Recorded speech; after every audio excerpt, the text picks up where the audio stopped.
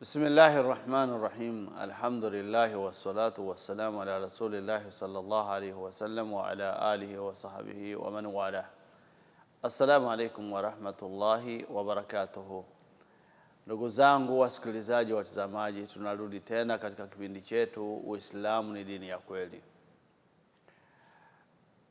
Mazungumzo yetu tulikuwa tukiendelea na mazungumzo ya Ramadhani. Tulijua Ramadhani ni nini na tukajua umuhimu wa Ramadhani na tukayaona yapi tunayoyapata ndani ya mwezi wa Ramadhani na tukaona vipi tunayohitajiwa tufanye ndani ya mwezi wa Ramadhani. Na nakizidi kuwakumbusheni na kuambieni kwamba huu ni wakati wa kila mtu kujitahidi kabisa kutafuta radhi zake Mwenyezi Mungu. Katika matambulisho au katika uonyesho wa mambo ya funga, wanazioni walivyokuwa wanaelezea nani maana yake ya funga.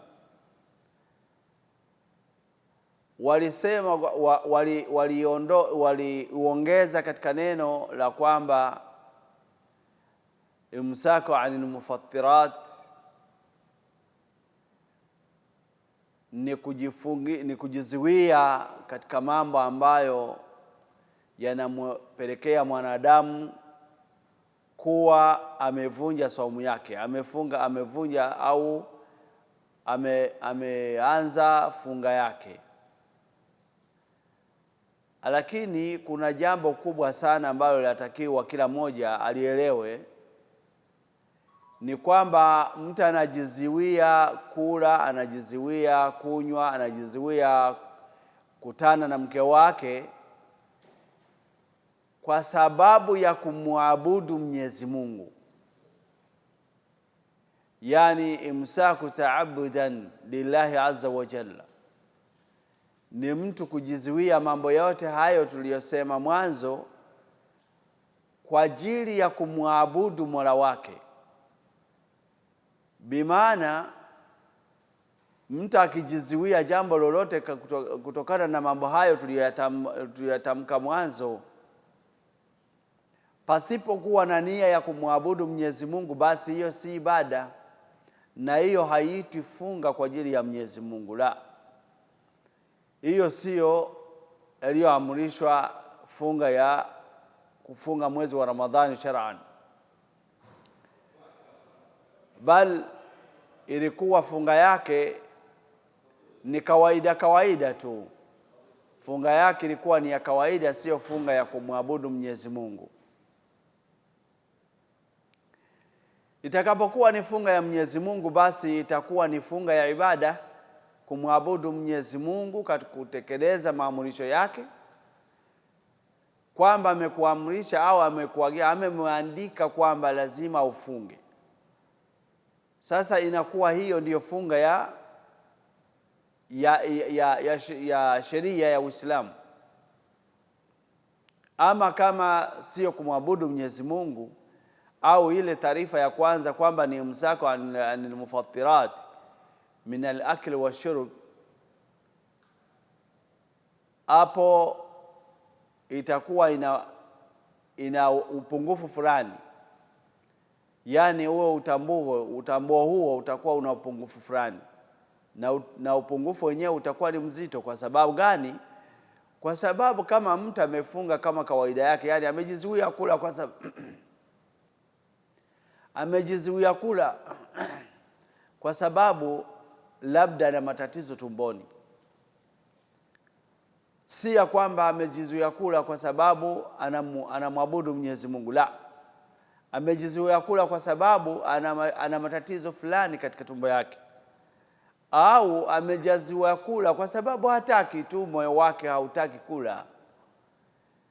Sasa huyu atasema kwamba hata akifunga siku 3 au 4 au 5 au 10 pasipokuwa na nia ya kwamba ni kumwabudu Mwenyezi Mungu, basi hii funga haitokuwa funga ya sheria ya Uislamu, basi atakuwa amefunga kwa ajili yake tu mwenyewe.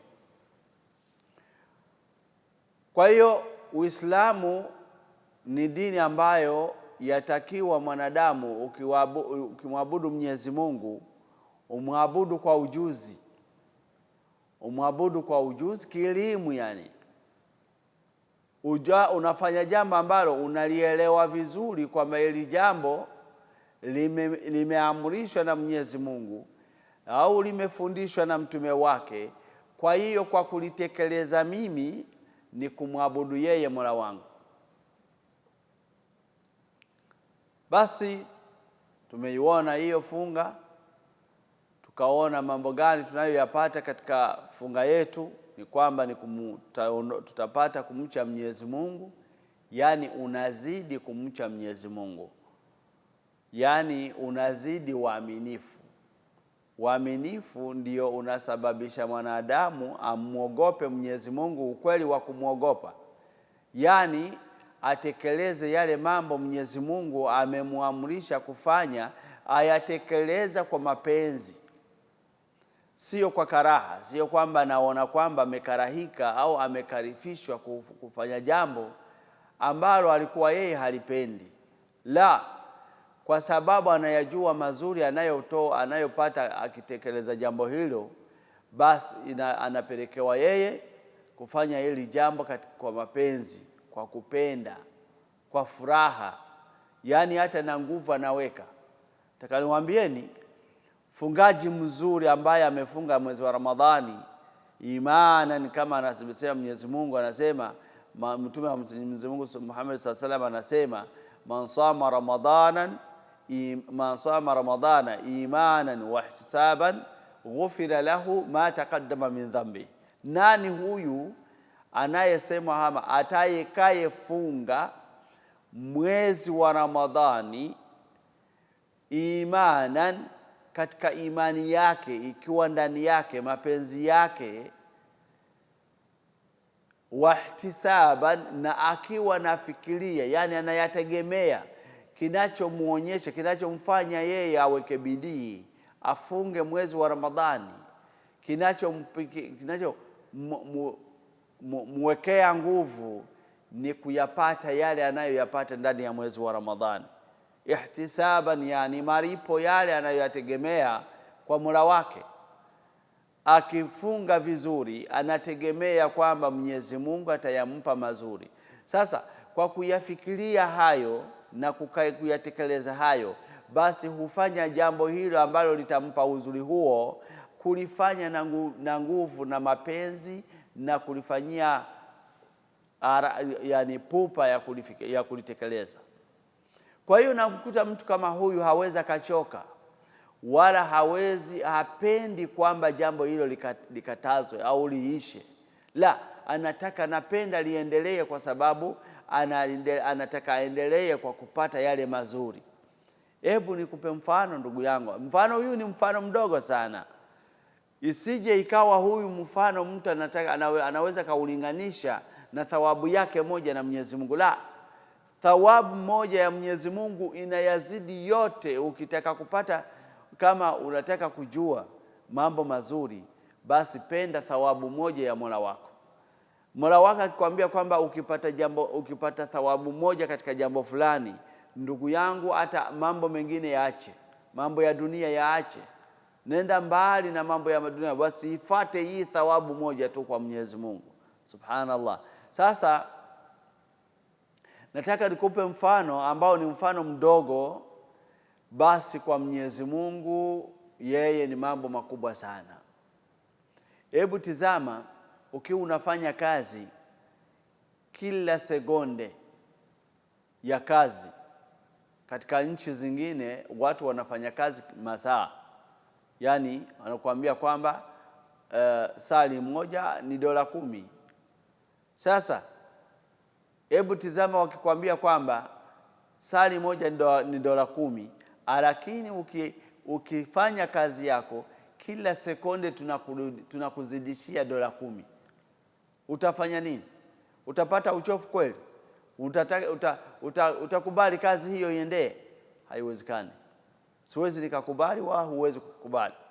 Sasa kutokana na hayo, ndugu yangu, thawabu ya Mwenyezi Mungu ni kubwa sana kuliko hii dola 10 ya sekunde.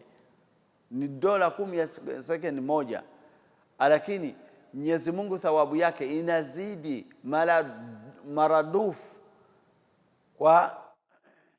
kwa nani za Mwenyezi Mungu. Sasa thawabu ya Mwenyezi Mungu ni kubwa sana, maradufu kuliko mambo ya dunia. Ebu tizama Mtume Muhammad sallallahu alayhi wasallam alimwambia Ali ibn Abi Talib radhiyallahu anhu, alimwambia wakati anamsukuma muende kwenda kufanya dawa Maka, akamwambia an yahdi Allahu laka rajulan wahid, ewe Ali, Mwenyezi Mungu akimuongoza mtu kwa juu yako wewe, kutokana na maneno yako, kutokana na vitendo vyako, kutokana na mambo ambayo yani wewe umeweka ndani yako, Mwenyezi Mungu akamuongoza mja mmoja tu peke yake, khairul laka min khumurin na'am. Anasema kwamba uongozo wa mtu huu akiongoka katika njia ya Mwenyezi Mungu, akawa ni mja wake mzuri sana, basi hii ni vizuri kwako ewe Ali kuliko dunia na vilivyomo. Allahu akbar. Sasa hii huonyesha thawabu ya Mwenyezi Mungu unayopata moja kwa Mwenyezi Mungu inazidi maradufu mambo mazuri ya duniani, kama mfano niliokupa dakika punde kidogo, kwamba wewe ukiwa unafanya kazi, yani wanakupa kila sekunde wanakupa dola 10. Hii ni mambo machache sana, ni mambo ambayo si ya kupigania, yani mambo ya dunia, yani ni mambo mafupi sana, mambo ya machache yasiyokuwa na nguvu, kwa sababu Mwenyezi Mungu thawabu yake unapata uzuri wake hapa duniani, katika uhai wa duniani. Thawabu yake inakunufaisha wewe. Thawabu yake Mwenyezi Mungu inakunufaisha katika maisha yako hapa duniani. Unaipatia uzuri, yani unaipatia raha hapa duniani, na kesho anaikuwekea kesho akhera, ya kwamba utafika mbele yake Mwenyezi Mungu, wewe ni miongoni mwa waja wazuri ambao wametekeleza mambo ya Mwenyezi Mungu vizuri, na utakuwa ni wenye furaha ambazo hazina mwisho. Kwa hiyo thawabu ya akhera, thawabu ya Mwenyezi Mungu ni ya kufanya katika mapenzi.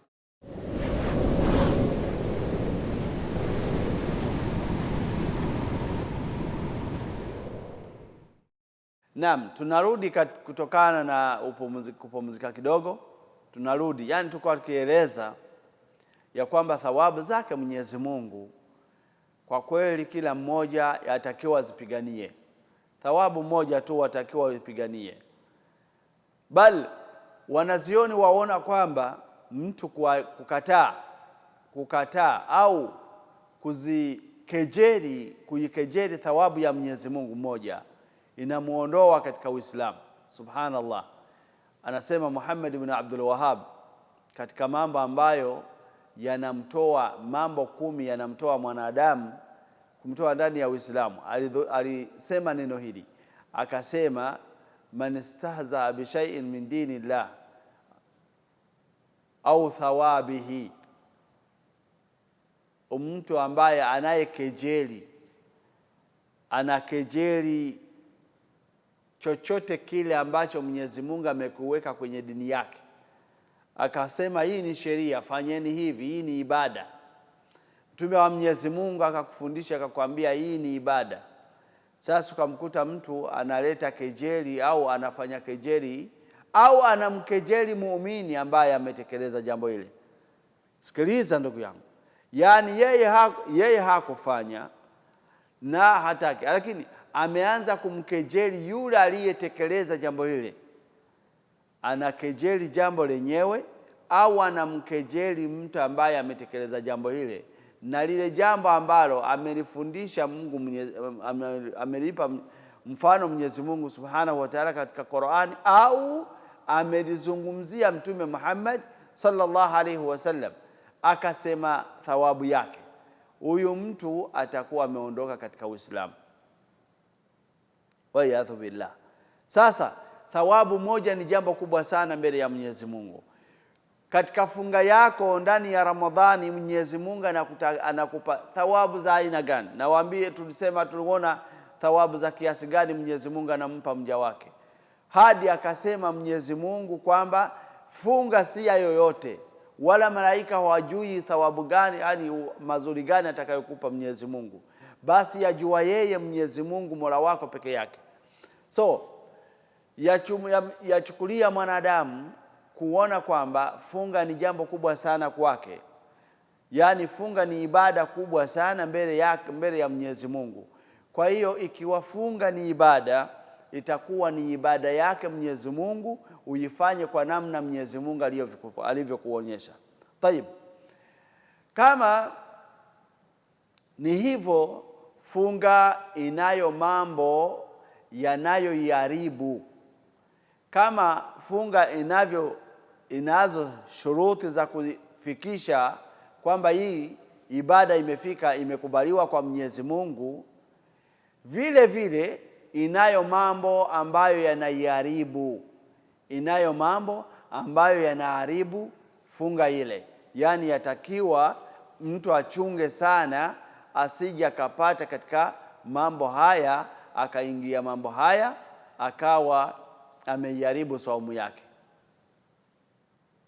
Sasa funga yake ya kwanza kabisa, mambo yanayoharibu funga ya kwanza kabisa ni jambo lolote litokana na chakula au ambacho kitu kinacholiwa kikiingia ndani ya tumbo, au kinywaji kikiingia ndani ya tumbo, chochote kile ambacho mtu anakila kinaharibu funga ya mtu. Al-aklu wa shurb, kula na kunywa. Kula ni chochote kile ambacho utateremsha chikavuka shingo lako, chochote kitakachovuka shingo, yani hapa ndani ya shingo kumeza, kikavuka hapa kikaingia tumboni, ili jambo linamfuturisha au linaharibu funga ya mtu. Au kinywaji, mtu anayetumia maji, maziwa, mambo yote ambayo mtu anayetumia akiwa akila amdan, yani kwa kupenda, kula kwa kupenda au kunywa kwa kupenda. Tukisema kupenda, ina maana ni mtu yeye kupata fikira akasema acha nile, yani kula kwa makusudi.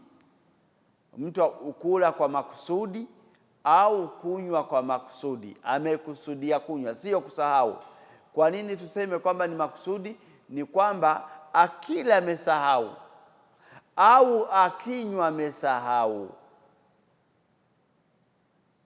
hapa anapokumbuka pale anaachia pale, hazidishi. Hata kama ni kinywaji au chakula ameishafikisha mdomoni, sasa akakumbuka kwamba amefunga, basi ni wajibu arudishe chakula kile akirudishe, na aende akaoshe mdomoni, yani kisibaki na athari yake ndani ya mdomo. Hata akawa ameshameza kimeteremka, lakini akakumbuka kwamba amefunga, basi huyu aliyekula kwa kusahau, Mwenyezi Mungu atamsamehe, hatomwandika ubaya, wala funga yake ni sawa. Na wanasema kwamba huyu hatolipa. Kwa sababu gani? Kwa sababu Mtume Mwenyezi Mungu amesema kwamba man akala nasiyan, yoyote ambaye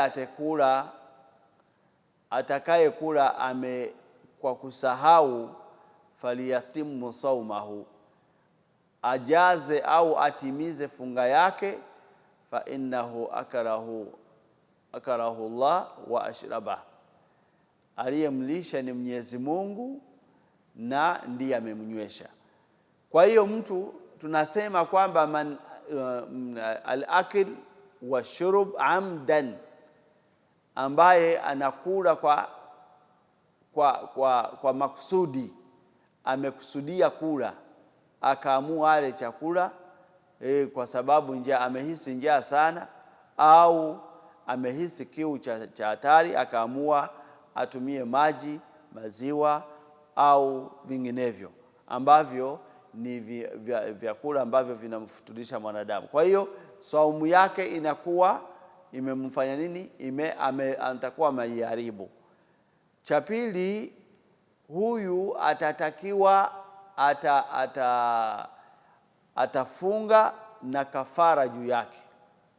Atalipa baada ya Ramadhani atalipa, na atafanya kafara kwa sababu amekula maksudi, amekusudia kula katika mchana wa Ramadhani. Kwa hiyo kula au kunywa minal mufattirat au minal mufsidati as-sawm, kula na kunywa ni mambo ambayo yanaharibu saumu ya mtu, funga ya mtu. Sasa yatakiwa mtu kama amefunga asiharibu funga yake. Sasa kuna aina za kula nyingi,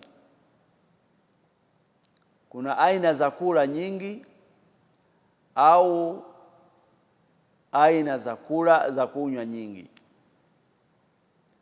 Kuna mtu akiwa yeye ni mzima wa afya, lakini akaamua katika nani yake kula, kama tulivyosema maksudi, akakusudia kula chakula au kakusudia kunywa kinywaji, huyu atakuwa ni mharibifu, atakuwa amefanya mambo mabaya. Ndiyo sababu kwa wakati wa kulipa anaamrishwa kwanza hii siku aifunge. Na hapa kidogo nirudi kidogo, akipatikana na kula kimakusudi, anaamrishwa aache kula kama yeye hana sababu yoyote, kama ni sababu ya ugonjwa wala nini, anaamrishwa aachie hapo, asirudi tena kuongeza kula, na aitimize funga yake, na hiyo funga inakuwa imeishaharibika, hana. Lakini katika kumwadhibu, kama vile kumrekebisha, anaambiwa atimize hiyo funga, hiyo siku afunge, achie hapo afunge, aitimize funga. Na baada ya hapo hiyo funga haikubaliwi, atailipa siku hiyo. Sasa na juu ya kulipa atakuwa ni mwenye kutoa kafara yake, anamlisha maskini kila siku. Sasa kuna kula kwingine kwa kupitia njia nyingine. Mtu anaumwa na ameumwa mchana wa Ramadhani, akienda hospitalini, alipofika kule wakamwambia, sasa dawa umepungua labda na maji mwilini au damu, au unatakiwa upate inaitwaje, inaitwa grocery ni nini, ambayo ndani ya mwili. Haya mambo yote, kuna madawa ambayo yanatumiwa kuyazidisha au kuyapandisha, yakawa ni mambo ambayo, haya ni mambo ambayo yanamlisha mwanadamu, yanaingia katika mwili yakafanya kazi kama chakula. Labda ameyapitisha katika pua zake, au ni shindano amepigwa, lakini inamlisha. Wanazioni wanasema ya kwamba huyu mtu amesha kula, yani kwa sababu ile nani inaongeza chakula mwilini, inaongeza nguvu fulani mwilini, kukuweka maji, damu na chakula kama hicho cha kupitia puani au sehemu nyingine, lakini kawa inakuzidishia chakula, yani inakuondolea kuhisi njaa. Hii inakuwa na yenyewe ni chakula, ni njia ya kula chakula, na chakula hicho inakuwa kinamharibu saumu yake. Kwa hiyo atakapopona atalipa siku nyingine, siku baada ya Ramadhani atalipa, na hana kafara, kwa sababu si yeye amefanya nini. Kama naumwa kwa kuendelea, inafikisha hapo, anaruhusiwa kula chakula na atalipa siku nyingine. So tunachokisema ni kwamba miongoni mwa mambo yanaharibu saumu ya mtu ni mtu kula, na tumezieleza njia za kula, baadhi ya njia. Kuna njia zingine nyingi ambazo zinamletea mwanadamu awe amefuturu kutokana na chakula, au njia za kula au kunywa au vinginevyo. Sasa hiyo ni ya kwanza miongoni mwa vitu ambavyo vinaharibu saumu ya mtu. Ya pili, al-ijma, kukutana na mke wako mchana wa Ramadhani. Mtu kukutana na mke wake mchana wa Ramadhani inaharibu saumu ya mtu. Kwa hiyo tutaendelea kuzijua hizo. Namuomba Mwenyezi Mungu akubali funga yetu, tusamehe madhambi yetu, atuwezeshe kuwa ni wenye funga. Wa akhir dawana alhamdulillahi rabbil alamin, wa sallallahu ala sayidina Muhammad wa ala alihi wa sahbihi wa sallam tasliman kathira. Wassalamu alaykum wa rahmatullahi wa barakatuh.